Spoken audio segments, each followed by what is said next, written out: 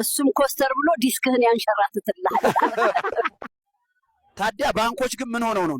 ግን አሁን የደበበንም አእምሮ ይሉልኝ ትንሽ የወገቤን ምን ይመስላል ገሶ የፋራ ስጋ ይጣፍጣል አለች አያቴ። እንዲህ አይነት ፋራ ስታገኙ ሰፈሩን ኮሜንት ላይ ደቅ አርጉ እንጂ እኛ እኮ ተርበናል እንዴ። ፋዘር ኑ እዚህ ጋር ይቀመጡ። ፋዘር አባህ ይጥፋ ሞላጫ ሌባ ቆሜ ያልመቻልኩካ ቁጭ አርገህ ክልዘረፈኝ ነው። እርሶ ሰውዬ ለደበበ ያሰብኩትን ለእርሶ እንዳላረገው አርፈው ይቀመጡ። ስርዓት ያዙ።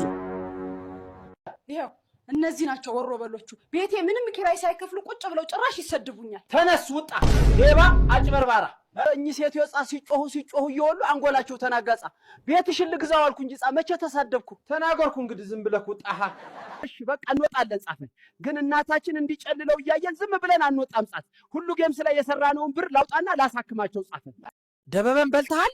ደበበን አልበላሁም። በዚያ ቀን ደበበ ማታ ቤቴ ፊልም ላይ መጥቶ ነበር። እኔ ግን ከሽንት ቤት ስመለስ ደበበ ተሰወረ። ማመን አቃተኝ። ሁለቱንም ወገኖች ሰምቻለሁና ነፃ አደርጋለሁ። በጣም ንጹህና ተግባቢ ትመስላለህ። እኔ ራሴ ሃይና ነኝ፣ ስለዚህ እረዳሃለሁ። አህዮቹ በዳኞች ችሎት የምከሰስ መስሏቸው ነበር። ዳኛው ጓደኛዬ መሆኑን አላወቁም ነበር። ጸጉር ቤት ብትሄዱ መሬት ላይ ጸጉር አታጡም። ጋራዥም ብትሄዱ የተደፋፋ ዘይት ምናምን አይጠፋም። ታዲያ ባንኮች ግን ምን ሆነው ነው? ካሁን በኋላ አንድ ፖሊስ መታወቂያ ቢጠይቀኝ ኮስተር ብዬ መጀመሪያ አንተን አሳየኝ ነው የምለው። እሱም ኮስተር ብሎ ዲስክህን ያንሸራትትልሃል። ኦ ሺት! እንጀራ ልጋግር ስል መብራቱ ጠፋ። ግድቡን ለመስኖ ነው የሰሩት። ካሁን በኋላ አንድ ፖሊስ መታወቂያ ቢጠይቀኝ ኮስተር ብዬ መጀመሪያ አንተን አሳየኝ ነው የምለው። እሱም ኮስተር ብሎ ዲስክህን ያንሸራትትልሃል።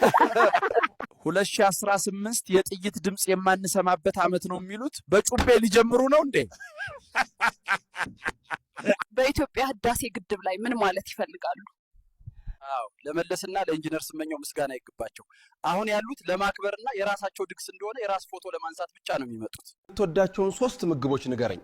ደረሰና ተሾመ። ሌላ አላቅም፣ ግን አንተን እወድሃለሁ። ክቡራንስ መደመር ማለት እኮ ቀላል ነው። ገበሬው ሲያመርት ዕጣ፣ እኔ ደግሞ ውጤቱ ላይ ስደመር። ለሀገር እድገት ማለት ይሄ ነው። ስጋ ቤቶችም እንደዛው። እነሱ የማምረት ኃላፊነት አለባቸው፣ እኔ ደግሞ ምርቱን ማጠቃለል የመደመር ኃላፊነት አለብኝ። እግዚአብሔር የኦሮሞ ህዝብ ይባርክ።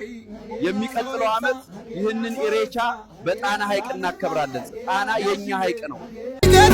አለቀ በቃ